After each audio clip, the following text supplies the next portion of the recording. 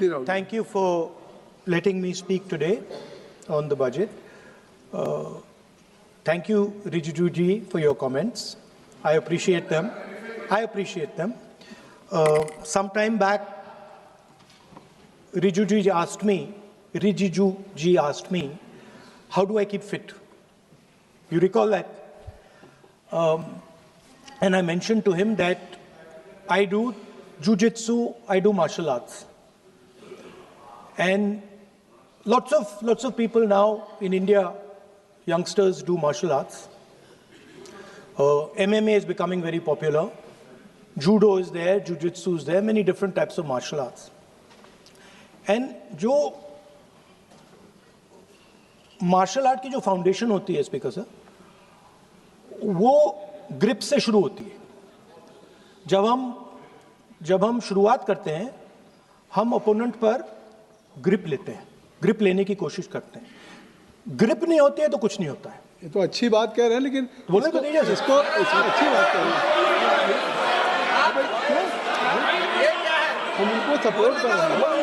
हम उनको सर थोड़ा डिस्टर्ब कर रहे हैं. सर अरे आप बोलने दीजिए, आप उनको बोलने दीजिए. मैं चेयर पे हूँ.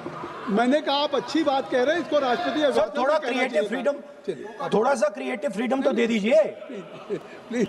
तो शुरुआत ग्रिप से होती है सर, और लक्ष्य होता है कि ग्रिप के एकदम आने के बाद चोक में जाए, कि पहले ग्रिप ली, दूसरी ग्रिप ली और फिर एकदम चोक में जाए. चोक में गए और पकड़ लिया, और चोक का फोकस गला होता है. तो हम बजट की बात कर रहे हैं थोड़ा, तो फोकस बजट पे ही बात हो रही है. आ रहा हूं. तो अरे राष्ट्रपति के भाषण पे नहीं बोले थे, वो बात भी बोल ले रहे हैं, कोई दिक्कत नहीं. Thank you. तो पूरा फोकस ग्रिप पे होता है. ग्रिप से लड़ाई शुरू होती है और ग्रिप से हम चौक में जाते हैं. सर करते हुए जब आदमी के हाथ में चोक आ जाता है, ग्रैपलिंग में जो ओपोनेंट होता है उसकी आंख में दिख जाता है कि बात समझ आ जाती है कि अब मैंने इसको पकड़ लिया है. और होता क्या है सर, वो रेजिस्ट करता है. पहले 2-3 बार ऐसे रेजिस्ट करता है और फिर उसको भी पता लग जाता है कि मैं गया, और फिर वो वहां पे बात खत्म हो जाती है और फिर वो सरेंडर करके ऐसे टैप कर देता है. सर ये सेंटर पीस है सर मार्शल आर्ट्स का. ग्रिप से चोक और चोक से टैप. और ये आप किसी भी एमएमए वाले से पूछ लो, किसी भी जूडो वाले से पूछ लो, काम ग्रिप से शुरू होता है. सर ग्रिप राजनीति में होती है सर, ग्रिप बिजनेस में होती है, पॉलिटिक्स में होती है. सर जिu-jitsu में ग्रिप दिखता है, हाथ कहां है, चोक कैसे लग रहा है. सर राजनीति में नहीं दिखती. कहां किसने ग्रिप ले रखी है, चोक कहां लग रहा है, वो दिखता नहीं है सर, छुपा रहता है. तो that is the starting point. Sir I was looking at the economic survey, and 2 points I found there, solid points, profound points that I liked. First point, that we are living in a world of intensifying geopolitical conflict. मतलब जो पुराना system था, US based system था, dollar based system था, unipolar जो super power था, उस system को चैलेंज किया जा रहा है. The dominance of the United states is being challenged by the Chinese, by the Russians, by other forces. And the second thing, also profound thing, that we are living in a world of energy and finance weaponization. मतलब energy को और finance को हथियार बना दिया गया है. Main thing they are saying here is that we are moving from a world of stability to a world of instability. Prime Minister stated and NSA stated, shockingly, some time back, that the era of war is over. In fact, we are moving into the era of war. And you can see, war is there in Ukraine, war was there in Gaza, war is there in the Middle East, threat of war is there in Iran, we had Operation Sindoor. So we are moving into a world of instability. The dollar is being challenged. The central game, as my friends on the other side understand, is the dollar is being challenged. US supremacy is being challenged. We are moving from a world of one superpower to some new world that really we can't predict. Maybe two superpowers, maybe multiple powers. And it's an unstable world.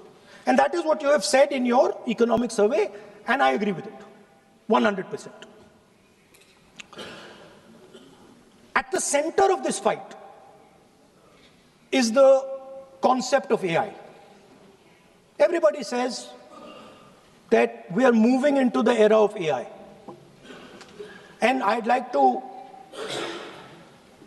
warn the government that AI is going to have many, many consequences. One consequence of AI is going to be that something that we relied on, the Congress Party and the UPA built, the entire Indian IT industry, companies like Infosys, companies that are at the forefront of information technology are going to struggle. They're going to be challenged.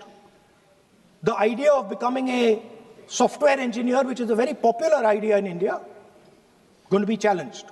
Lots of our software engineers are going to be replaced by AI. So why I'm saying this is we're moving into a turbulent world, dangerous world. Now, when you move into a dangerous world, what is the first thing that you have to understand?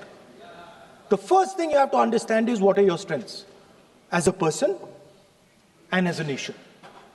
So I'd like to say to the House here what I think are the strengths of our great country.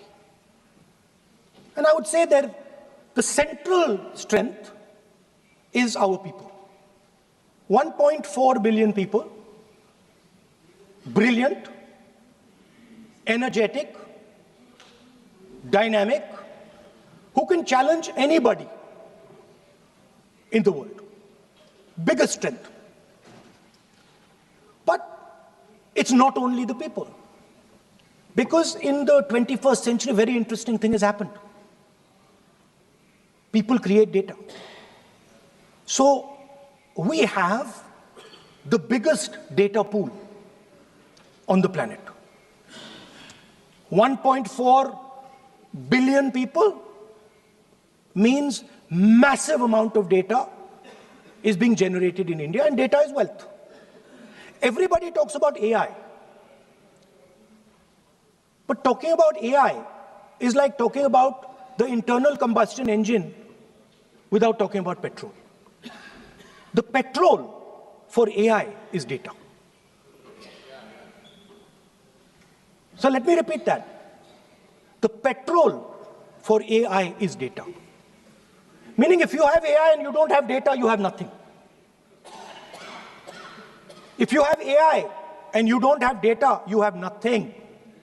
Now, which are the two biggest pools of data on the planet? The Indian pool of data and the Chinese pool of data. They also have 1.4 billion people. We have bigger population than them. We allow more freedom. We allow our people to do more dynamic things. So we have, in fact, more interesting data. What's the second strength?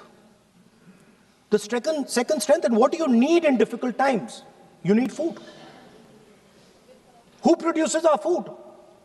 Our kisans produce our food. Our laborers produce our food. This is what gives us strength. This is what allows that data to be produced. This is what allows that brilliance to be generated. And we fought for food security. Food is abundant today. So that's the second thing. And the third thing, what do you need to run a modern country? You need energy, you need fuel, you need petrol.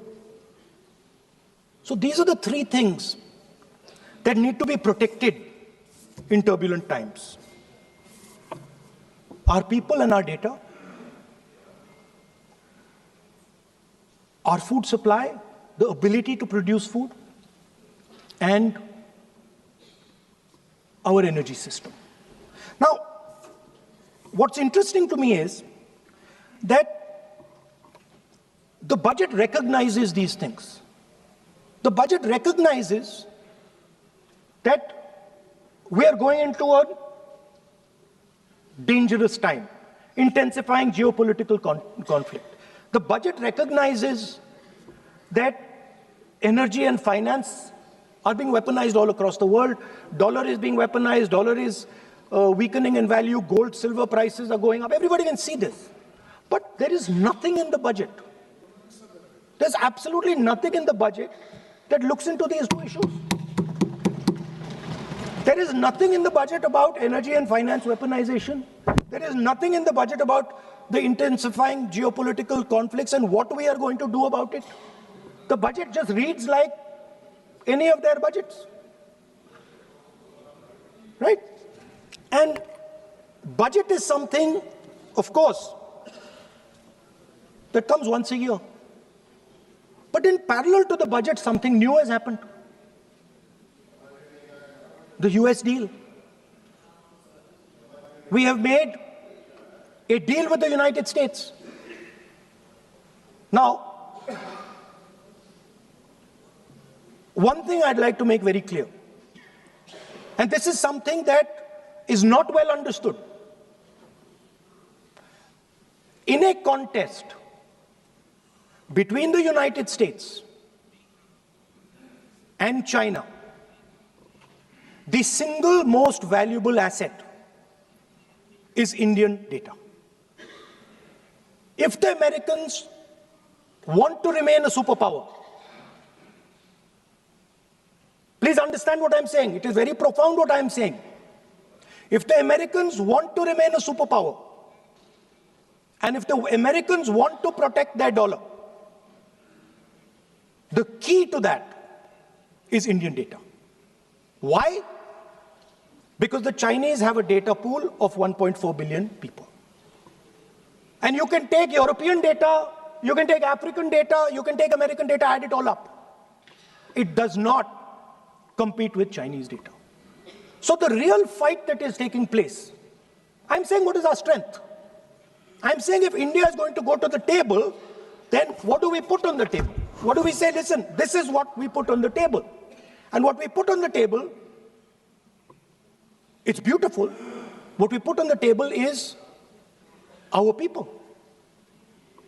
Their wisdom, what they do, their likes, dislikes, their imagination, their fear. This suddenly in the 21st century has got value. In the 20th century, it had no value.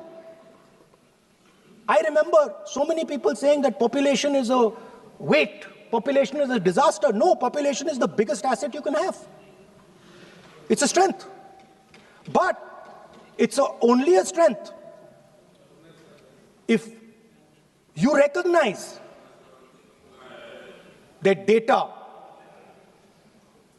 is important.